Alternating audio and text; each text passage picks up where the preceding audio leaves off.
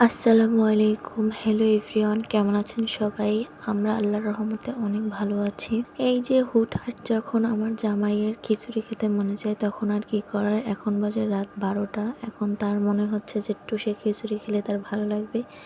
তারপরে তো যেই শোনা সেই কাজ, আমি শুরু করে দিলাম আমার খিচুড়ি রান্না। সে আবার পোলাওয়ের চাল দিয়ে খিচুড়ি খাবে না, আবার সে ভুনা খিচুড়ি খাবে না, মানে তারই সব আজকে আবদার আমার পূরণ করতে হবে। সে পাতলা খিচুড়ি খাবে। তারপরে আমি শুরু করে দিলাম আমার খিচুড়ি রান্না করা। সেই নিজে তার ইচ্ছের মতো মানে মুরগির মাংস নামিয়ে রেখেছে যাতে আমি রান্না করে দেই তাকে। তারপর আমি এক এক করে সব মশলা দিয়ে, এই যে আপনারা দেখতেই পাচ্ছেন ভিডিওর মধ্যে আমি কথা বলছি কিন্তু আমার খিচুড়ি রান্না করা হয়ে যাচ্ছে। আমি এক এক করে মশলা সবগুলো দিয়ে তারপরে কষিয়ে নিয়েছি।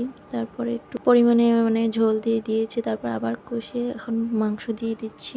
এবার এই মাংসটিকে ভালোভাবে কষিয়ে তারপরে আলু দিয়ে দেব, কিন্তু যে মাংসটিকে অনেক ভালোভাবে কষাতে হবে, নয়তো আবার ভালো লাগবে না, কারণ প্রেসার কুকারে তো দিয়ে সিটি দিয়ে উঠিয়ে ফেলতে হবে। এর জন্য আমি মাংস আর আলু ভালোভাবে কষিয়ে নিয়েছি।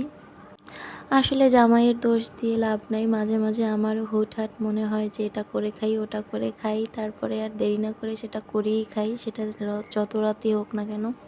তারপরে আমি এই চাল দিয়ে দিলাম। এবার চালটিকে দিয়েও ভালোভাবে একদম কষিয়ে নেব যতক্ষণ না শন শন শব্দ আসে। এটা আমার আসলে একটা আপুর কাছ দিয়ে শেখা যে যতক্ষণে না চাল শন শন শব্দ হবে ততক্ষণ তুমি ভাজতে থাকবে, তাহলে আসলে পোলাওটাও অনেক ভালো হয় আর খিচুড়িটাও অনেক ভালো হয়, খেতেও মজা হয়। তাই আমিও চালটি ভালোভাবে ভেজে নিয়েছি। এবার পরিমাণ মতো পানি দিয়ে দিচ্ছি। এটা আমি আমার চোখের আন্দাজে দিয়ে দিচ্ছি, কারণ এটা তো আর ভুনা খিচুড়ি হবে না, মেপে চেপে দেইনি। এটা তো পাতলা পাতলাই হবে, কিন্তু তারপর আমার জামাই যেভাবে পাতলা খেতে চেয়েছে সেভাবে হয়নি। তারপরে ঢেকে দিয়েছি। এই যে আমার রান্না একদম কমপ্লিট। এবার আমি আপনাদের একটু নাড়িয়ে চাড়িয়ে দেখাচ্ছি যে আমার খিচুড়িটা কেমন হয়েছে। সত্যি কথা বলতে খিচুড়িটা খেতে অনেক মজা হয়েছে, অনেক আলহামদুলিল্লাহ। সবাইকে ভিডিওটি দেখার জন্য অসংখ্য ধন্যবাদ। পরবর্তী একটি সুন্দর ভিডিওতে দেখা হয়ে যাবে। ততক্ষণ পর্যন্ত সবাই সুস্থ থাকবেন, ভালো থাকবেন এবং মানুষের পাশে দাঁড়াবেন।